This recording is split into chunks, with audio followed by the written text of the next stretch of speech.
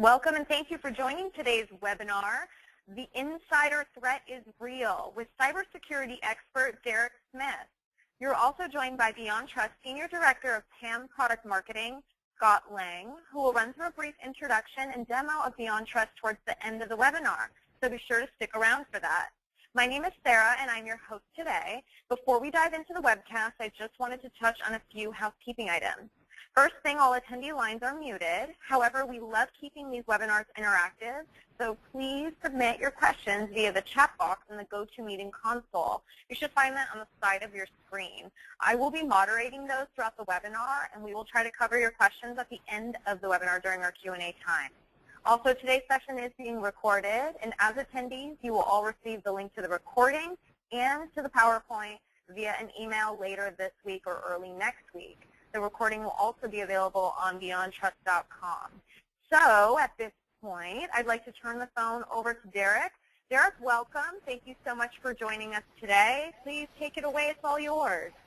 Hi, everybody, and thank you very much for having me today. I'm very excited about this. I think it's going to be fun. You're going to get some good information here. Real brief about myself. Again, my name is Derek Smith. I spent 18 years as a federal agent before going into cybersecurity. I also served in the Air Force, Army, and Navy, while some of that doing investigative work and done intelligence work and some other things. I now work at the National Cybersecurity Institute. I'm the Director of Cybersecurity Initiatives. So I want to talk to you today about how real the insider threat is. Many of us know about insider threat. We appreciate it. But we spend so much time looking at things that's happening outside of our organization, looking at the hacking and all the things that go on every day in the news, critical infrastructure, that we sometimes forget about insider threat. And today I'm going to bring that back to your mind and tell you why it's very important to remember that. Before I do so, I want to tell you a quick story. Because as I said, I spent 18 years as a federal agent, and I had the opportunity to see insider threat firsthand and see what it can do. So I want to give you a quick example of one of the cases that I had, and although this wasn't a cyber threat, it was insider threat, because insider threat is about people, humans, and behavior. So I was a special agent with the Air Force Office of Special Investigations stationed in Turkey, and I had a woman and a man. These are my perpetrators. The woman was a contracting officer working in the base contracting office, and her husband worked in the legal office. So for our contracts on base with the Turkish nationals and everyone else, we had checks and balances. The contracting officer would, of course, find contracts and do all the paperwork, and then someone in legal would look at this and make sure everything was okay. So you can already see where I'm going with this and the problem we had. Well, there's always indicators that I talk about people looking for, and people start noticing things. They were always going on extravagant trips. You know, they had a boat where actually they were using a contractor's boat, I found out. They were using a contractor's beach house. They were doing all these things. So, of course, it brought attention to them. Let me tell you, most criminals, most folks get caught because they can't keep their mouths closed. So getting back to the story, when I did my investigation, I found out that they were making hundreds of thousands of dollars. And she was taking the contracts and giving them to companies, you know, Turkish national companies that were doing business with the federal government, with the Air Force in Turkey. And then they would go over to legal, where her husband would grab those contracts, he would review them, and then, of course, he would give him his blessing. So I'll tell you, both of them, they may still be in prison now, but they both got prison time for doing this. However, that's just an example of how real the insider threat could be. All right? So with that being said, let's talk about what we're going to speak about today. I'm going to tell you, just like I did before, about the insider threat battles. What is the insider threat? Who are they? Okay? I'm going to tell you about types of insider threats. I'm going to tell you how you can detect insider threats, and I'm going to give you a framework for insider threat detection and remediation, how we can deal with this insider threat. So what is the insider threat? CERT says, CERT first of all have a definition of insider threat, and CERT is the organization, you know, this is the emergency response team that deal with not just insider threat, but IT or cybersecurity issues in general. And they say that an insider is a person with legitimate access to or associated with some aspect of the environment of the system of that organization. Okay? They have increased opportunity and they have better knowledge in comparison with outside intruders. Hackers have to break in and learn things on their own. They have to enumerate. They have to go out and find out about your organization. These insiders already have all that information. And the insiders usually have a clearly defined motive. They have a reason for why they're doing this. Revenge, financial gain, other type of things that I'm going to talk about throughout our presentation.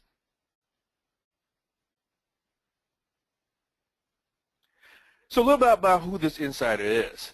And I have references for this, so this is not Derek speaking on his role as an investigator, but these are people who are actually finding out these things by doing studies on them. But anyway, those I said before who work for a target organization or those having relationships with that firm or that organization that has some level of what we call authorized access. This can be employees, this can be contractors, business partners, customers, heck, it could even be your family members. For all that matters. People are coming in, you know, and when I'm saying they're not being malicious, but they do something accidentally, and I'll talk about that later on. FBI survey found that insider attacks have now surpassed viruses as the common cause for security incidents in the enterprise. There's a lot of it happening that you don't hear about. We hear about the sensational things that we find on television and I go on and speak about, but we don't hear about these inside type things.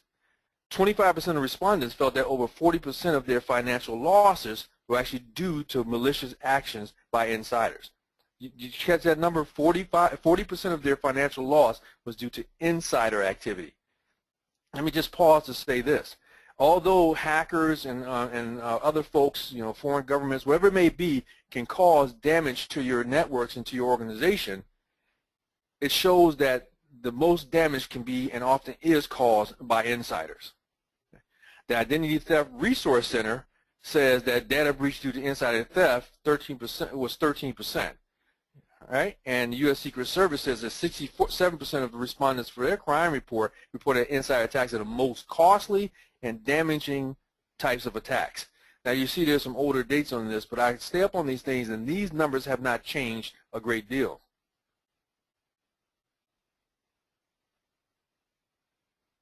Now, I just want to talk about I want to give you a couple of scenarios of some insiders and insider threat actors that we are familiar with in the past.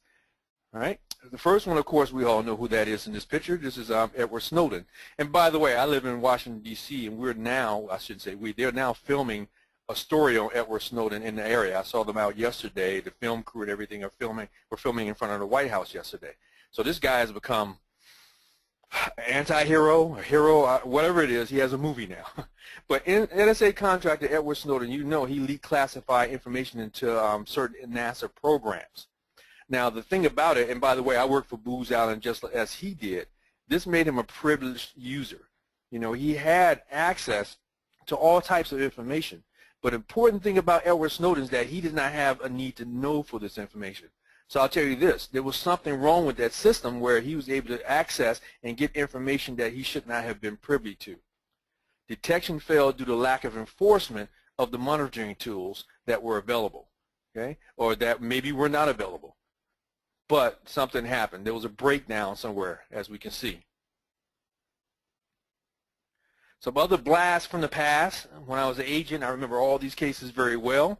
But Aldrich Ames, former CIA counterintelligence officer and analyst, he sold out his colleagues to the Russians for more than $4.6 million. As it says, was convicted of spying for the Soviet Union and Russia in 1994. And of course, Robert Hansen. He's caught selling American secrets to Moscow, got $1.4 million in cash and diamonds over 15 years. He got life in prison for doing his particular activities. And I can tell you all kinds of stories, and these lists go on and on, from military folks to folks like Robert Hansen, who was a higher up in the FBI when he was doing this activity. Okay, so it comes from all over the place. Or it comes from the person that don't even know what it is that they're doing. And we'll talk about that as we go on. Let's talk about what insiders do. Here are some of the things that insiders want to try to do with the access that they obtain. Facilitation of third-party access to sites and information. They want to get access to your sites, to your information, so they can sell it, use it for whatever they want to do. Information has a price on the hacker market. Credit cards has a price, but you know what? I could buy a credit card number for $5. If I buy your HIPAA medical file, I would have to pay about $500 for that. But what I'm saying is that there's a market for that.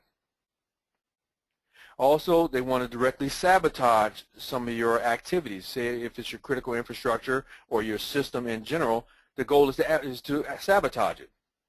They want to get unauthorized disclosure of information or get your information so that they can disclose it. They do it for financial reasons, and they do it for just theft. And some even do it just because they're a cowboy and they want to show that they can.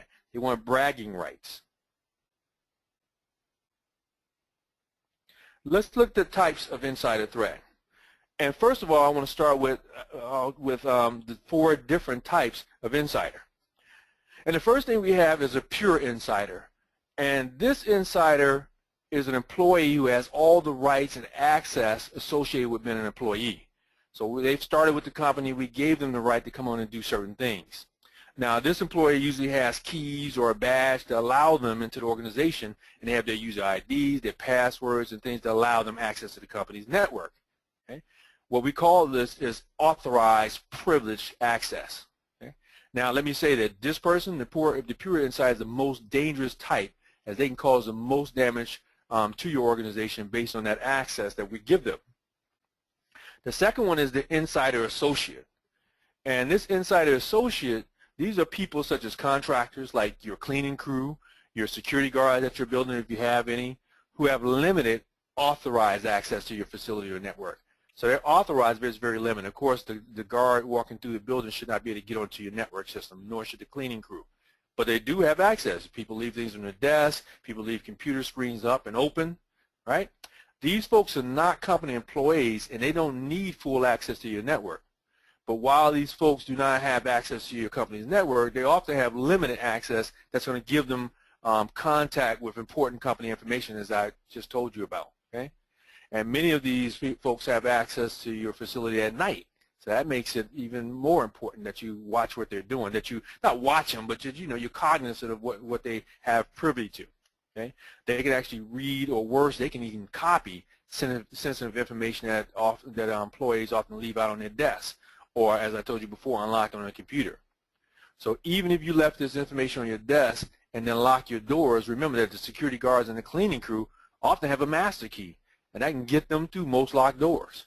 Okay, so employees have to remember that there are other people who can gain access to their offices, and therefore sensitive information needs to always be secured, right? Makes sense. That's common sense. Number 3 is that inside affiliate. And an inside affiliate is somebody like a spouse, friends, your clients, clients of other employees that work around you, your children that you bring into the office.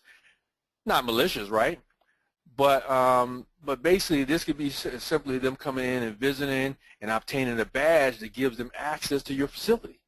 And if that person goes to the restroom and on the way wanders around looking at what's on people's desks or computers, he or she can glean some sensitive information that they probably shouldn't have looked at, right?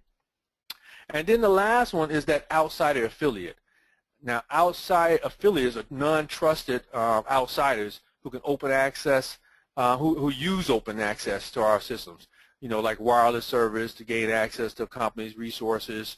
If the companies happen to have an unprotected access point and this outside affiliate is sitting across the street, let's say at a coffee shop, he or she, as a matter of fact, can connect to the company's wireless connection and then maybe get access to your information.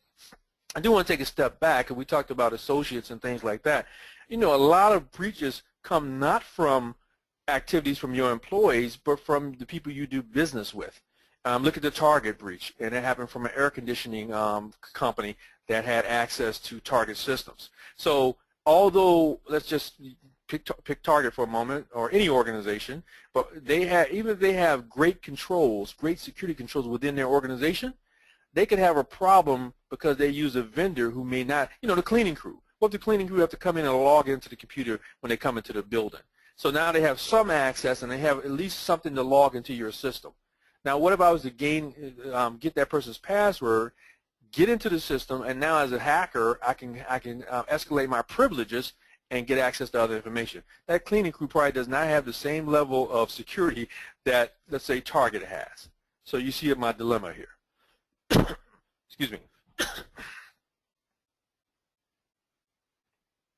All right, so let's look at who might be undertaking insider activity.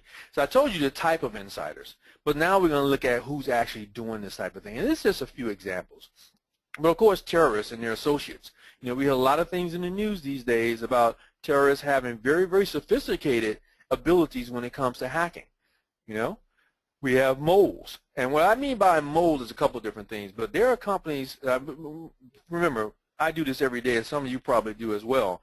But there are folks who actually have folks hired into your organization to become spies for that company to try to get trade secrets, you know, try to get some type of competitive advantage. So they'll know all about your hiring process, how to answer the questions correctly, and they'll go get a job at your organization and then report back. Of course, foreign intelligence agencies, so foreign intelligence services. And along with that is also nation states who have lots of time and lots of money to try to infiltrate your organization. I highlighted disgruntled employees and malicious employees, of course, because this is the true insider. You know, there are lots of disgruntled employees who may do something in order to gain revenge or hurt their organization, get back at you. And then you just have those malicious ones who just want to do that, you know. Now, oftentimes, this is not, this doesn't happen with the disgruntled malicious person. It's just someone who's leaving the organization now, want to impress their employer, and so they take some of the information with them, proprietary information. You have cowboys in the organization who consider themselves beyond any policies. Now, who am I talking about there? How about a system administrator who says, well, I'm the sysadmin, you know, they have a password for using their computer when they, as a sysadmin person, and they have a password that they can use when they go out, say, to the internet to do some research or to do their banking and things like that. But yeah, I'm the sysadmin, I know what I'm doing, so I'm not going to use that. I'm already logged in with my sysadmin account, so let me just go out and check the internet real quick, check my bank statement, and I'll come back in. You know, they think that the rules don't apply to them. These are your cowboys. People who have issues with your company, commercial competitors who are looking for competitive information, and even journalists who are trying to find something out that they can report on.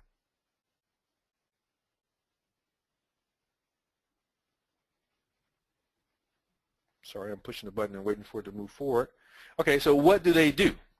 Their main goal when it comes to insider threat, or any hacker, let's say, is the number one, get in and escalate their privileges by impersonating someone else.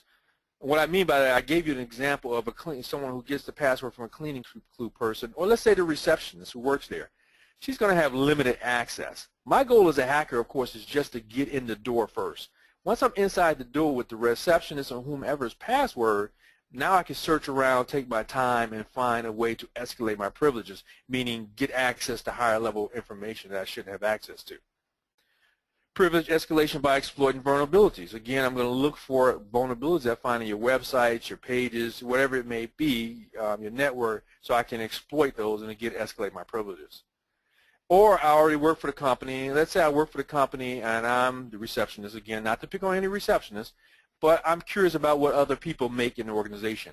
So I'm trying to, because there's a hole somewhere, I abuse my privileges that I have as an insider already to move around and look at things that I should not look at.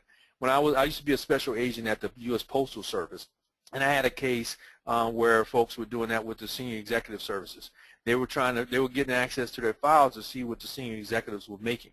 I know you heard about the folks at the IRS. I used to be a treasury agent also, by the way, but at the IRS, we had a person who, of course, was trying to look at Obama's tax information. I think you all heard about that. That was in the news quite a bit. Social engineering attacks. They use the information that they get from insiders. And let me tell you, insiders do this by, let's say I see this all the time. I'm on Facebook and I see someone complaining about their employer on Facebook, where of course everybody can see it. But bad guys can use the information that they glean. They can do what we call, when I was an intelligence guy, they can gist other information about what's going on, and they can use that to launch social engineering attacks. And of course, there's colluding attacks. And what I mean by collusion is the example I gave with the husband and wife. You have two parties working together to perpetrate a crime, and therefore they've colluded. They have collusion. Let's look at the different types of insider behavior. Okay, so you have your insider here, and you have the person who deliberately penetrates with intention of abusing their position. Again, this is the person looking for information either to take with them because they're going to a new organization, or they just want to be nosy, as I said, with the person who wants to see payroll or whatever it may be in the organization. They don't really mean any harm. Even that sysadmin going out and doing things, he doesn't mean harm. He's just doing things that are not allowed, that are not within the policy, and therefore he or she could cause damage because they don't know what they're doing is wrong. You know, if they tell you not to hook a device up to your computer, don't plug anything into your USB from outside, and you plug it in, you don't know what you're bringing into the environment at this point because you just plugged that thing in at the internet cafe when you were traveling to another country last week on vacation. We don't know what you're plugging in. You have the opportunistic exploitation of access once you're in your position, your post. Okay. Again, it's just an opportunity that came up. I want to see, you know, Derek just walked by. Derek is the executive VP. I wonder what he makes. I'm going to go in and check. This is opportunistic. They weren't planning this. It's not deliberate penetration. All right. Next one is exploited by others once they're in their position. So now they, what I mean by this is that once that perpetrator, that mole, or whoever get in, now they take advantage of the opportunity to exploit and try to escalate their privileges as I described. You have ex-employees, as I told you before, who take things with them because they want to impress another employee. Or I'm going to say this. I won't say I've been guilty of it, but when I was in the military, I go from one military base to another, and we had all these good things that we built at one place doing the same job. Of course, I would copy all this stuff on the disk, and I'd take it with me so I can get there and impress out my higher-ups with, hey, look what I brought in and what I can do. So there's no intention of doing anything bad, but once again, I'm taking, this wasn't, you know, this is all Air Force information. If you're going from company to company, you're taking one person's proprietary information and sharing it or giving it to another, and you don't know what they can do with that information. And you have, oh, I'm sorry, I didn't mean to go that far. But that one, I'll just tell you what it said. It was the unwitting person who does this by mistake. So again, they go out to a website. Well, let's go back to the classic one. I received an email and it's saying my Facebook account has been compromised. Oh, forbid that my Facebook account has been compromised. I have to deal with that situation right now. So I click on the link that's been provided to me, and I unwittingly unleash malicious code onto our system that allows somebody to embed a rootkit, let's say, where they can go in and out of our network as often as they would like. But getting to the point here, results show that it can take more than 87 days for an organization to discover insider fraud. Now, to be honest with you, I've seen reports where it can take up to 300 days to find out that a hacker or whomever is on your system. So just think about the information that could be gathered during that time. I tell you that the sophisticated attacker's goal is not to break your system, bring down your system, or anything like that. Their goal is to stay undetected for as long as possible in order to gather as much information as they possibly can. That's what the real sophisticated folks want to do. That's what the nation states and everybody else want to do by taking your insider privileges and using them to do something else. So what are the consequences of this insider activity? Well, there could be damages to your companies or your own reputation, of course. It could be damage to relationships that you built between you and your competitor, not competitors, but your the folks that you work with. There could be actual damage to your buildings and your assets if we talk about critical infrastructure. I told you yesterday, I think I told you, but yesterday we had a power outage here in the Washington, D.C. area. That brought people to start thinking about critical infrastructure protection, and therefore, you know, what would happen if that was actually an attack. It could bring disruption to your processes and your procedures within your organization, or your operations in general could be shut down. It could be a disruption to your IT systems. Let's take a look at this a little bit. So for corporations, oh, geez, I'm sorry. How can I go back? Thank you very much. So we look at corporations. I click once and it doesn't go. I click again. I'm going to stop doing that. When we look at corporate, it could be commercial and financial impact on your corporation. We can lose competitive advantage by the information that someone carries over to someone else or someone gets by planting a mole or wherever it may be. It can affect national security. As I said, with a building going down or critical infrastructure or something that happens to the grid or a water system, we can have big problems with that. You know, denial or restriction of services. facilitation of criminal and terrorist activities against those organizations. I think about a year ago, you might recall that there was an attack of I think it was a water treat. I can't remember what it was. It was a station in California, and it was two attacks. It was an armed attack and a cyber attack at the same time. You know, that's what we're looking at. Maybe someone tried to bring down a facility physically, and somebody is hacking the facility as well. If a power station goes down, not only is it going to affect things right away, but it's going to continue to affect things for quite some time until they get that back up, which could be a week or a month away. Compromise and protectively marked information. If you have sensitive or marked information, be it government or be it your corporation, we're talking about national security here, so government, we can compromise all type of things like Snowden did, for instance, or like some other folks have done that have caused, as you see in my last box, loss of life or harm to people who are doing operational things in the field. What are their motivations? Why are people doing these things? Well, of course, financial gain, right? We want to make some more money. That's the top of the list. People are doing it because they want to make money. You know, they find a way that they can make some money. Okay. Just real quick, I had an insider case again in Turkey where I had a friend. It was a friend of mine, of all people. He worked in the Postal Service, and he was using his information he had about postal operations and how they work in order to hide his activity. The reason I found out about his activity is unfortunate because criminals are sometimes stupid, and he bought a helicopter kit with his, and he was building a helicopter.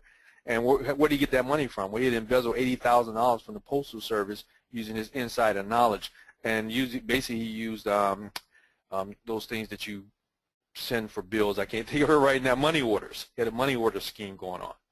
People do it for revenge because they're upset with their employer. Their employer has done something wrong. They've been fired, whatever it may be. They do it for revenge.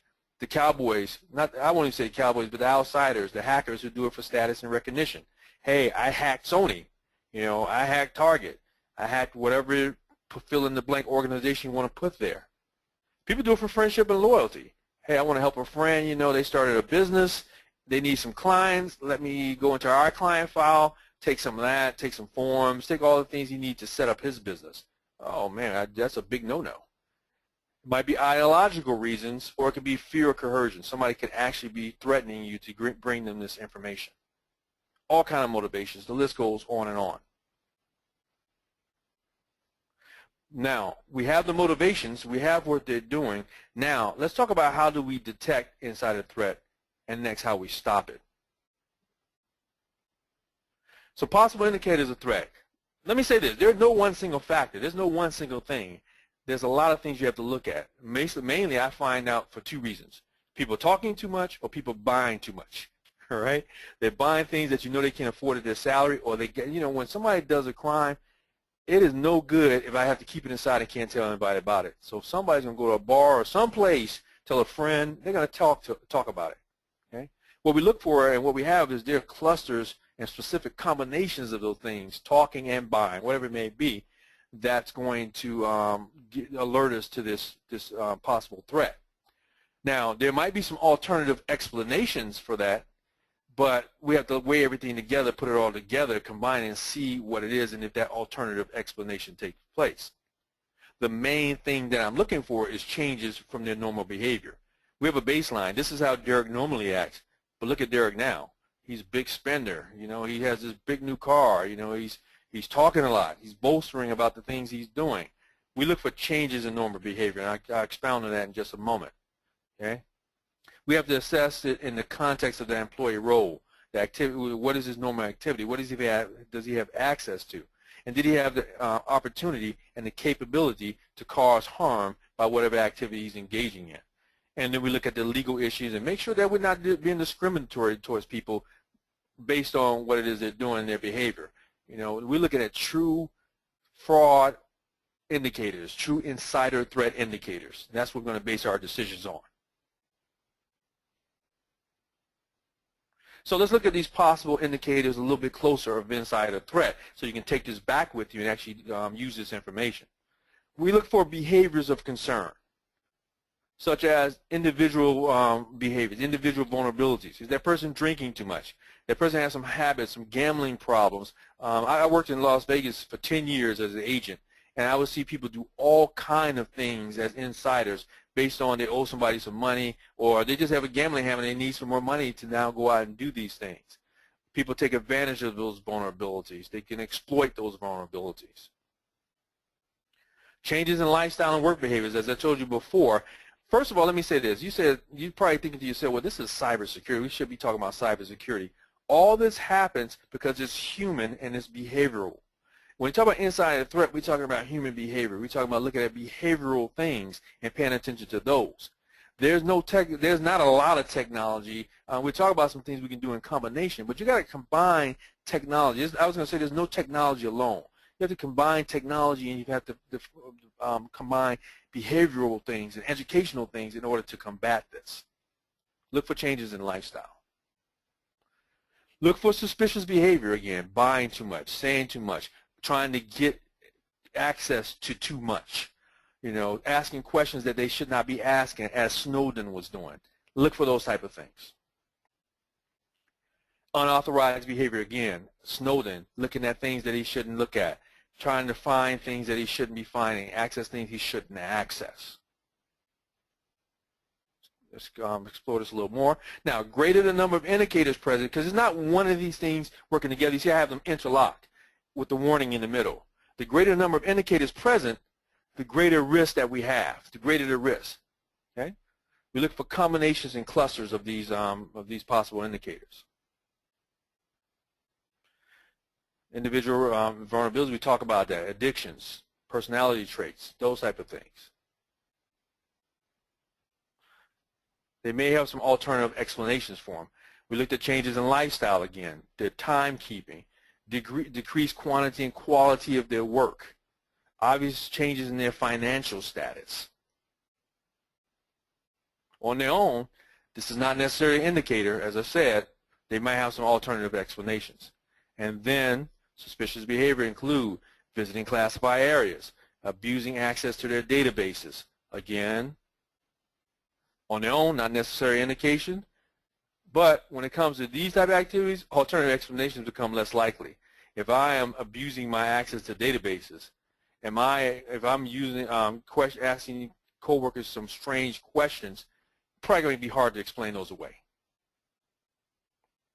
And of course, unauthorized behaviors, taking protective or sensitive material home without the permission to do so. Photocopying sensitive material. Why am I over there copying these things? Serious security issue, and it's hard to explain these away. You probably can't. So now, how do I detect it? It's my job. This is what we have to do. Now, first thing we should do is look at utilizing existing personnel security measures, making sure that we have the right measures in place in order to ensure that these type of things are not happening. Protective monitoring is one. Automated alerts and audits to detect unauthorized entry into our IT systems or our work areas. Are people in places that they shouldn't be? Even if there's a person that should be in there, should he be there at that time?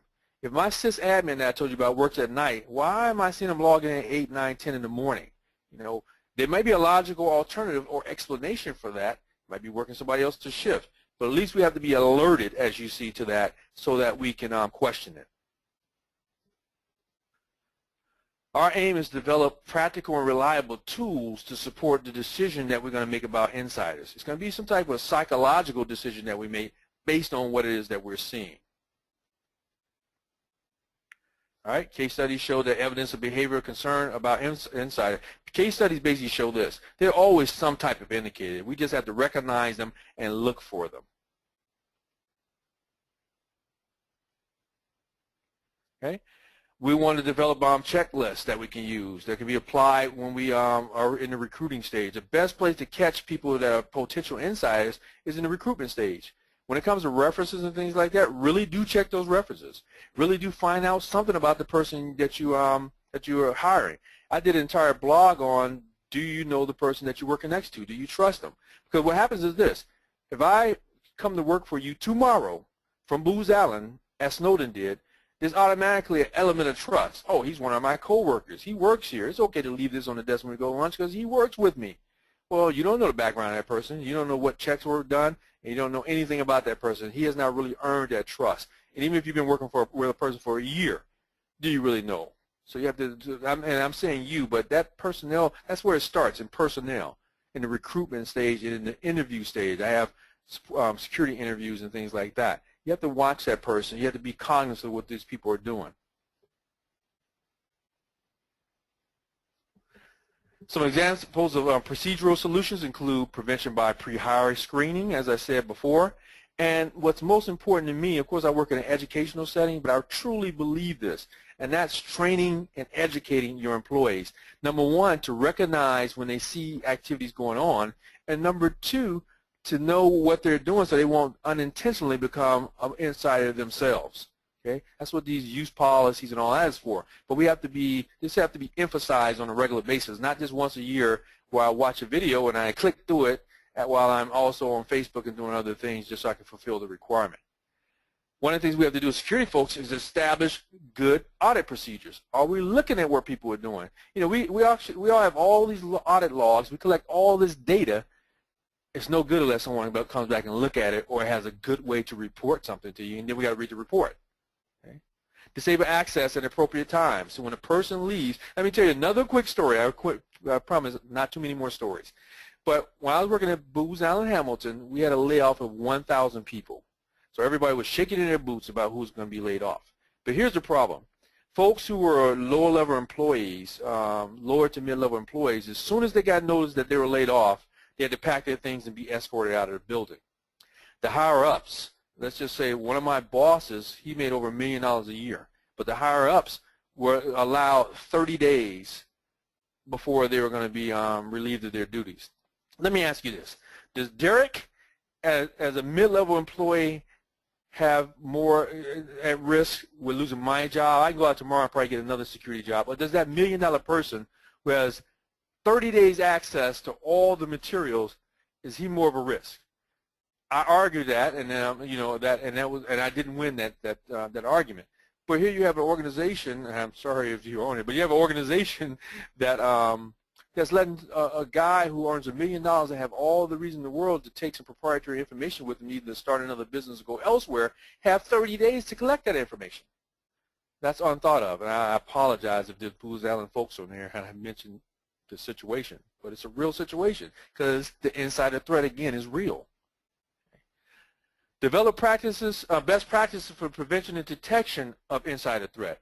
You know, as I said, separation of duties and least privileges. I gave you an example of that husband and wife. We had a separation of duties. You know, that was just collusion. That just happened. That's one of those things that happen. But make sure those things are separated. Strict password and account management policies. Okay. Policy-based solutions are hard to enforce because, again, I keep stressing this, we're dealing with the human factor. And the human factor is the weakest link that we have within security. How do we prevent and deter these things? I'll give you a quick process here. First, we want robust pre-employment screening, as I spoke about. This is just Derek speaking. This is just one way. There are many ways, but let's look at this model.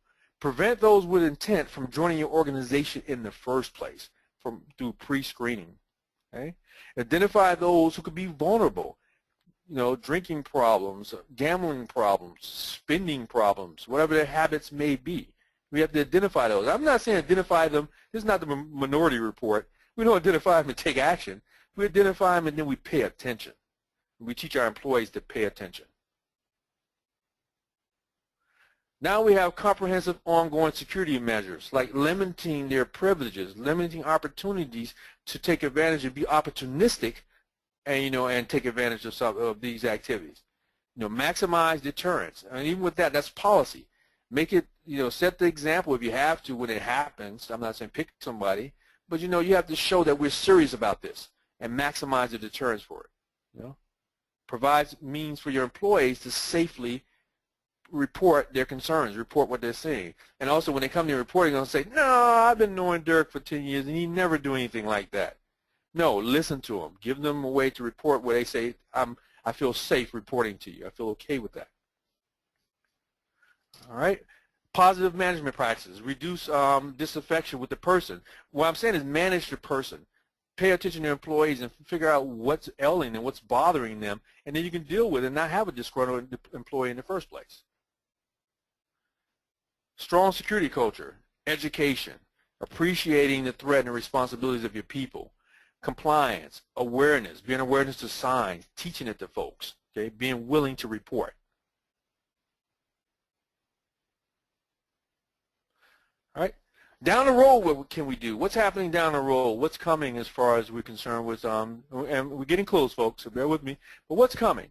So we have things like Sarbanes-Oxley, SOX. Basically, SOX, this holds executives personally liable for computer security. And how do we do that? By making them pledge that companies' security mechanisms that they have in place are adequate. They have to do that. Notice of security breach laws. Majority of states enacted some type of legislation that makes us have to notify when there's been a breach. Require companies and other entities that have lost data to notify their customers. And you know that something just came out with the president just a week or two ago about this type of thing. People have to report. Okay? Situational awareness is important. And you're going to be talking about some of this type of stuff with Beyond Trust in just a few minutes. But, you know, being aware of the situation that we have. You know, how do we deal with the situation? How do we put layered security in place? You know, how do we put good threat models in place? These are the things we're looking at down the road, and we'll talk about that in a minute, of some things you can do to make this insider threat problem maybe not go away, but lessen it, and maybe lessen the damage that comes along with it. Now, there are some CERT, I'm going to do this quickly, there are some CERT best practices. I'm not going to go over all of them, but I've highlighted a couple. Clearly document and consistently enforce your policies and controls. As I said, make that a detriment. If you do this, this is what's going to happen. I don't want to scare everybody. I don't want to sound like that, but they have to know. They have to be educated about it. Incorporate insider threat awareness into periodic security training for all employees. And again, catch the word periodic, not once a year. You want to catch people and train them constantly. Begin with the hiring process. I've said that many times, I'm not going to talk about it. Going over to the second side, develop a formalized insider threat program to really deal with the situation. We have them for outside threat. Let's develop it for inside threat as well. And then close the doors to unauthorized data exfiltration in the first place. Have things, I mean, we look at things coming in the organization. Are we looking at things going out? Are we paying attention to the kind of information that's going out? Let's look at that. All right? So I want you to remember a couple things. Remember this. Insider threat actors are not hackers necessarily. You do have hackers that take advantage of insiders by doing social engineering and things like that to get access, but insider threat is, for the most part, not from hackers. Insider threat is not a technical or cybersecurity issue alone. Again, we have to work with behavioral things in conjunction and knowledge in conjunction with the technical. A good insider threat program should focus on deterrence, not so much detection. We want to detect, of course, but we want to deter the behavior in the first place, right? Detection of insider threats has to use behavioral-based technique. If we're dealing with a human issue, behavioral-based issue, we have to have behavioral-based techniques to go along with the technologies that we put in place. And the science of insider threat detection and deterrence is still in its infancy because we pay more attention to the external threat. We're not paying as much attention to the internal threat. It's happening more now because every day in the news something is happening, but there's still so much more to be done. So you all, I hope that you've enjoyed and learned a few tidbits today with the examples I gave you and the information that I've shared with you. And now I want to turn it over to my gracious host, and they can tell you a little bit more about how you can deal with the insider threat. Awesome. Thanks very much, Derek. Good afternoon, everybody. My name is Scott Lang. I manage the product marketing group here at Beyond Trust, specifically around the solutions for privileged account management. You know, I really appreciate, Derek, the background stories that you offered, all the context, all the real-world examples in the webcast so far. Some of those are eye-opening, and they definitely lend to the reality of the insider as one of the most significant risks in any organization, both behavioral as well as from a technology perspective. So I want to take the opportunity to talk about what Beyond Trust does to help mitigate insider threats or the risks of insider abuse, specifically with regard to privileged users. So recently we did a survey showing that something like 25% or more of companies still have no process or capabilities to control the actions of privileged users. And that was, a shocking statistic for us to realize. But, peel back the layers a little bit, and honestly, it's not that surprising that that number is still so high. The reason is there's really a balance that every organization needs to strike between security and productivity. Ultimately, those are the two ends of the seesaw that we're looking to, to balance on a daily basis. What happens when you dial up security? You lock everything down and productivity drops. But when you dial down security, you end up being a headline, and nobody wants that. And nowhere is this more clear than in the security domain. Than the gap that really emerges between protecting the business to ensure continuity and enabling users and admins to be productive. And privileged account management is the area that I think really bubbles up to the surface from an insider risk and threat perspective that really explains this this challenge pretty clearly. So what's the answer? I mean, how do we strike that balance or close that gap between protecting the business and enabling privileged users without really inhibiting their productivity? We really believe that three things or three deliverables or three steps or capabilities are essential to bridging that gap. The first is delivering a broad and deep privileged account management capability that covers every scenario of a privileged user. And that helps IT and security teams be more proactive and less reactive. For example, a single point of management, policy and reporting helps to establish and enforce controls proactively. You spend less time detecting and less time reacting if you have this this infrastructure in place. Second is detailed reporting for multiple stakeholders. Chances are you as an IT and a security professional aren't producing reports for one subset of leaders or managers or or others in the organization. You've got multiple different stakeholders you have to address with security information, compliance information, to prove that your operations are tight and you're meeting all your requirements. So the need to produce that reporting, visibility, and insights is paramount to closing that gap. Basically getting smarter, if you will. And then finally, really the third critical capability that we see to close that gap between privileged user capability and business risk requirements is integrating with other security domains, not just privileged account management, but giving you a more complete picture of IT risk and context across your environment. Because a privilege problem isn't just a privilege problem; it includes other affected areas as well. That's really what is at the heart of that. Right? So the gap between privileged users and business risk is out there. Closing the gap requires a couple of critical capabilities. And what I want to do now is just kind of walk you through our PowerBroker privileged account management solutions and what we do to help address those challenges every day. We deliver privileged account management solutions across four categories. In fact, really every category that that the industry and our customers identify as critical areas of managing privileged users. The first is privileged password and session management. This is all about managing privileged passwords, rotating passwords and SSH keys, auditing all password activity. This type of capability helps you to automate privileged password and session management. Provides access control, auditing, and alerting for pretty much all types of privileged accounts: local and domain shared administrator, service accounts, application and database accounts, SSH keys, and more. This is essential capability because this is the one that, or I should say, a lack of a solution in this particular area is what we read about in data breach cases most often, where someone's privileged credentials or a privileged password has been hijacked in some way and utilized for some nefarious purposes. So that's one capability that we deliver. The second is privilege management, either on servers or desktops.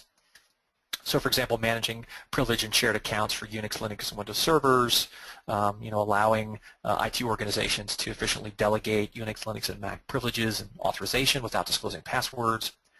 But also from a desktop perspective, elevating Windows admin privileges and managing least privilege deployments. helping you to eliminate local admin on all Windows desktops and systems, and then having you elevate privileges by application and not by user. It definitely closes an attack surface, especially when you align the ability to elevate those privileges by application based on the knowledge of vulnerabilities in that application in and of itself. Third capability we deliver on is an Active Directory bridge, or helping organizations to utilize Active Directory to authenticate into Unix, Linux, and Mac environments. That centralizes authentication for Unix, Linux, and Mac. It also helps you extend a group policy to non-Windows platforms, so you've got centralized configuration management as well.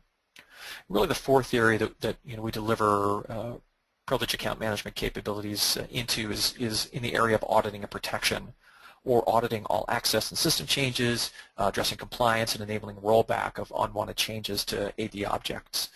This is across the spectrum of the Microsoft environment. And the real value of this approach is that it's very comprehensive. As I said, it's delivered as modules and integrated platform, delivers deep analytical insights, and is really extensible across the security landscape.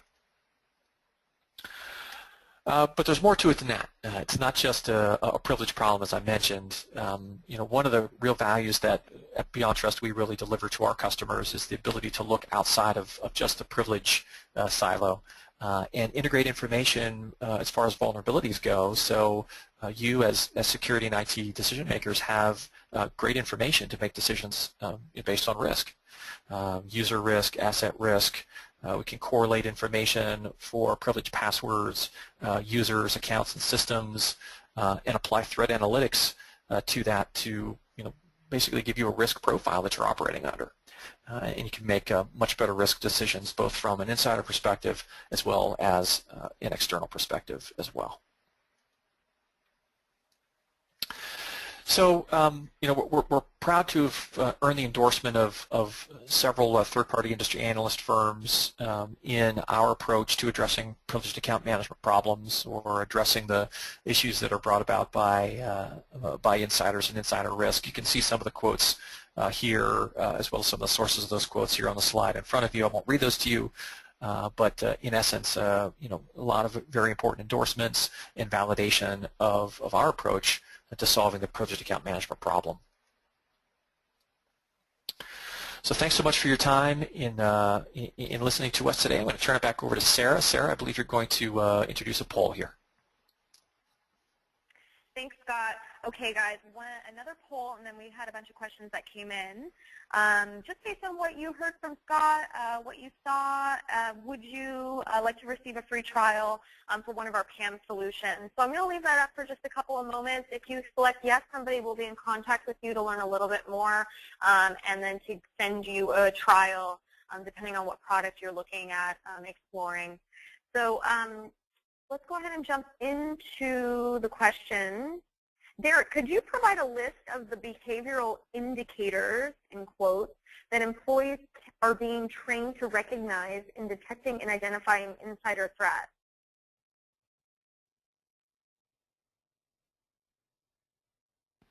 I'm sorry, I was on mute. Can you repeat that one more time for me? No problem. Could you provide a list of the behavioral indicators that employees are being trained to recognize in detecting and identifying insider threats? Sure. So we look for a variety of things when we do this, and I'll run through some of them. But I talked about some. One of the things I talked about for you was were changes in behavior. So you want to pay attention to what people are doing, basically. You want to look for those changes in behavior that they display. You want to look for those spending habits that they have for you. You could, let's see, I talked about exploitable behavioral traits that we have. So if the person is spending, if they're drinking, if there are things like that. Another thing is repeated security violations. If you looked at Snowden, you probably realize, I'm going to do this quickly, but you probably realize that he was doing things he wasn't supposed to do. I want to get other questions. And so they have repeated security violations that they're probably getting called to the carpet about, and you want to deal with those. If they're engaging in classified conversations without a need to know, like Snowden was probably doing. If they're working hours, as I gave you before, they're inconsistent with their job assignment. They're working during hours they shouldn't work. Sudden reversal of that financial situation. repeated or unrequired work outside of normal duty hours. Look for those type of things. Those are some indicators that I can give you right off the top. Scott, this one's for you. Does PowerBroker provide any log review tracking workflow? Perhaps after each admin access session, a manager or different system administrator have to review the log, and that process needs to be tracked and provided a trail. Is that functionality provided within the product? Yeah, Sarah, good question.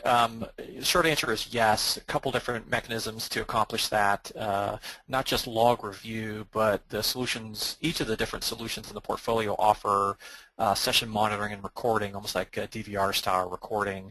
And you can go back to specific points in time, replay sessions, and then save and index those sessions if you need to kind of call back for a forensic purpose, or provide some sort of audit trail for a compliance regulation of some kind. So you can accomplish it either through log management. That tends to be less helpful. A little bit more helpful is the session recording and monitoring. Hope that answered the question. Thanks, Scott. Derek, what is the primary vehicle used by most organizations to detect the insider threat? Well, basically, going back to my investigative days, most threats are, again, going to exhibit two things, either some behavioral or some technical indicators. Okay, and the main thing is that supervisors, co-workers, people got to pay attention to that. And then what Scott was talking about, you have to have some type of technical things that allow you to do technical audits or get technical alerts that are going to alert you to those indicators, so you as a supervisor or co-worker can go back and report those. The most effective way to deter it is to report the indicators that you see as soon as you possibly can to somebody. Fantastic. Thank you so much, Derek. I got a couple other questions that came in regarding the recording. Just so I'm going to repeat that to everybody. You will receive an email from communications@beyondtrust.com that will have the link to the recording and also a link to the presentation that was used today, so you can refer back to the stats and all that other fun stuff that Derek mentioned whenever you need, and you can forward that on to your colleagues and whatnot, and they can view the recording later. So with that, be on the lookout for that. We'll probably send it within the next 2 business days, and it will be available on beyondtrust.com in our on-demand webinar section. So thank you, Derek. Really appreciate it. Very insightful. Thanks, Scott, for taking the time to talk about Beyond Trust today. And thank you to each and every one of you for joining us for the last 60 minutes. We really appreciate your time. We love having you here, and we hope to see you at the next one. Thanks again. Take care. Bye-bye.